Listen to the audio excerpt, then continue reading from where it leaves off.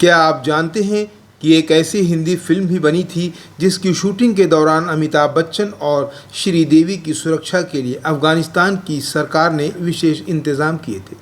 ये फिल्म उस समय बनी जब अफगानिस्तान में हालात बेहद तनावपूर्ण थे।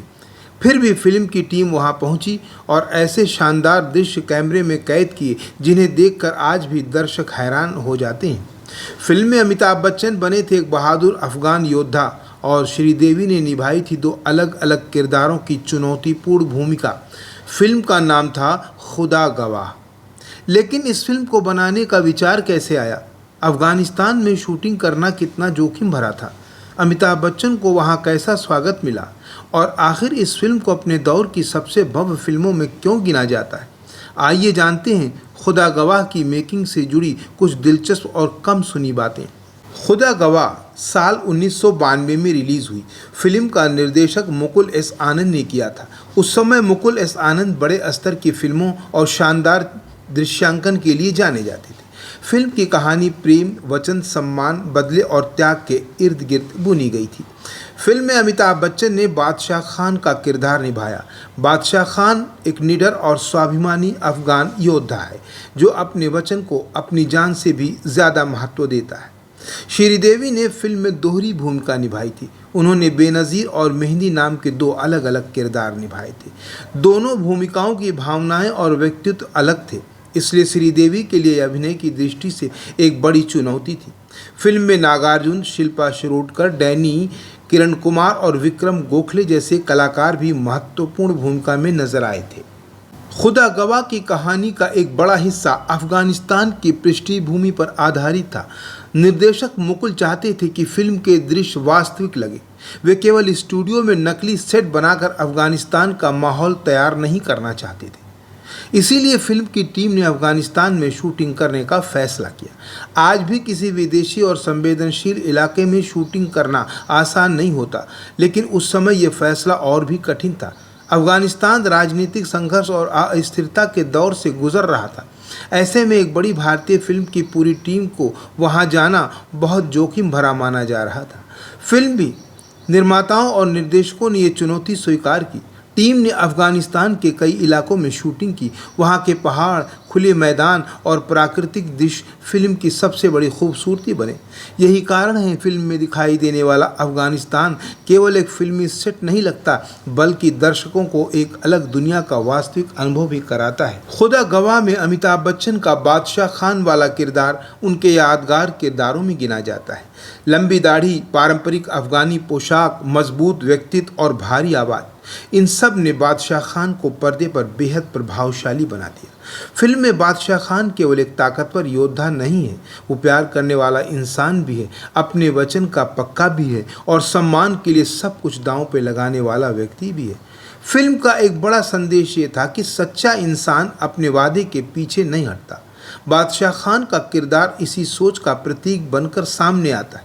वो कठिन परिस्थितियों में भी अपने वचन और सम्मान को नहीं छोड़ता। अमिताभ बच्चन की आवाज़ और संवाद अदायगी ने इस किरदार को और भी मजबूत बना दिया। अफगानिस्तान में शूटिंग की खबर सुनकर श्रीदेवी के परिवार और उनकी सुरक्षा की चिंता बढ़ गई। उस समय वहां के हालात सामान्य नहीं थे, इसलिए परिवार की चिंता स्वाभाविक भी थी। बताया जाता है कि श्रीदेवी की मां ने फिल्म के निर्माता को शूटिंग के जोखिम को लेकर चेतावनी भी दे दी, लेकिन फिल्म की टीम को सुरक्षा का भरोसा दिया गया और शूटिंग पूरी की गई। श्रीदेवी ने इस चुनौतीपूर्ण प्रोजेक्ट में पूरी मेहनत और समर्पण के साथ काम किया। उन्होंने फिल्मों में दो अलग अलग किरदार निभाए और दोनों की अलग अलग पहचान थी। बेनज़ीर के रूप में वो मजबूत, स्वाभिमानी और भावनात्मक महिला दिखाई दी, जबकि दूसरे किरदार में उनका अंदाज अलग था। यह दोहरी भूमिका केवल कपड़े या मेकअप बदलने तक सीमित नहीं थी। श्रीदेवी अपने हाव भाव, आवाज़ और भावनाओं के अंतर भी दिखा गईं। यही उनके अभिनय की प्रतिभा की खासियत थी। जब अमिताभ बच्चन अफगानिस्तान पहुंचे तो वहां के लोगों ने उन्हें देखने का जबरदस्त उत्साह था। अमिताभ बच्चन उस समय केवल भारत में ही नहीं बल्कि कई देशों में बेहद लोकप्रिय थे। कहा जाता है कि उन्हें देखने के लिए बड़ी संख्या में लोग जमा हो जाते थे। स्थानीय लोगों ने उनकी गर्मजोशी से स्वागत किया। अमिताभ बच्चन ने बाद में भी अफगानिस्तान में मिले प्यार और सम्मान को बहुत याद किया। यहाँ के लोगों के लिए अमिताभ बच्चन केवल एक अभिनेता नहीं बल्कि भारतीय सिनेमा की एक बड़ी पहचान और हस्ती थे। फिल्म की शूटिंग के दौरान सुरक्षा को लेकर विशेष व्यवस्था की गई। टीम को सुरक्षित रखने के लिए स्थानीय प्रशासन और सरकारी स्तर पर मदद उपलब्ध कराई गई। ये बात खुदा गवाह की मेकिंग को अन्य फिल्मों से अलग बनाती है। खुदा गवाह अपने समय की सबसे महंगी और बड़े स्तर पर बनाई गई हिंदी फिल्मों में शामिल थी। फिल्म में विशाल लोकेशन, बड़ी भीड़, घुड़सवारी, एक्शन दृश्य और शानदार पोशाकों का इस्तेमाल किया गया था। फिल्म को एक साधारण प्रेम कहानी की तरह नहीं बल्कि एक ऐतिहासिक और भावनात्मक ड्रामे की तरह प्रस्तुत किया गया था। फिल्म की शुरुआत में दिखाई देने वाले अफगानी खेल और घोड़ों से जुड़े दृश्य भी काफ़ी प्रभावशाली थे। ऐसे दृश्यों के लिए बड़ी तैयारी की ज़रूरत थी। कलाकारों को घुड़सवारी और एक्शन दृश्यों में मेहनत करनी पड़ी। फिल्म की लंबाई भी काफ़ी अधिक थी। इसके बावजूद दर्शकों को इसकी भव्यता, संगीत और भावनात्मक कहानी ने आकर्षित किया। फिल्म 7 मई 1992 को रिलीज़ हुई और उस वर्ष की सफल फिल्मों में शामिल। अफगानिस्तान के अलावा फिल्म के कुछ हिस्सों की शूटिंग में नेपाल और भारत में भी की गई। नेपाल के पहाड़ी इलाकों का इस्तेमाल कुछ शानदार दृश्यों के लिए किया गया। वहीं भारत में स्टूडियो और अन्य लोकेशन पर कई महत्वपूर्ण दृश्य फिल्माए गए। इस तरह फिल्म की शूटिंग कई देशों और अलग अलग जगहों पर हुई। उस समय विदेशों में इतनी बड़ी फिल्म की शूटिंग करना बहुत महंगा और कठिन काम था। आज की तरह डिजिटल तकनीक और आधुनिक सुविधाएं उपलब्ध नहीं हैं। फिल्म की टीम को कैमरे, उपकरण, कलाकारों और अन्य ज़रूरी सामान के साथ लंबी यात्राएं भी करनी पड़ी। इसलिए खुदा गवाह केवल एक फिल्म नहीं बल्कि एक बड़ी चुनौतीपूर्ण अभियान भी थी। तो दोस्तों, खुदा गवाह केवल अमिताभ बच्चन, श्रीदेवी की एक फिल्म नहीं, ये साहस, मेहनत, जोखिम और भव्य फिल्म निर्माण की एक ऐसी कहानी थी जिसे आज भी याद किया जाता है।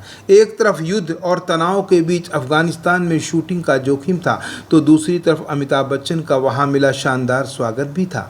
एक तरफ श्रीदेवी की दोहरी भूमिका की चुनौती थी, तो दूसरी तरफ विशाल लोकेशन और बड़े एक्शन दृश्यों को फिल्माने की कठिन मेहनत भी थी।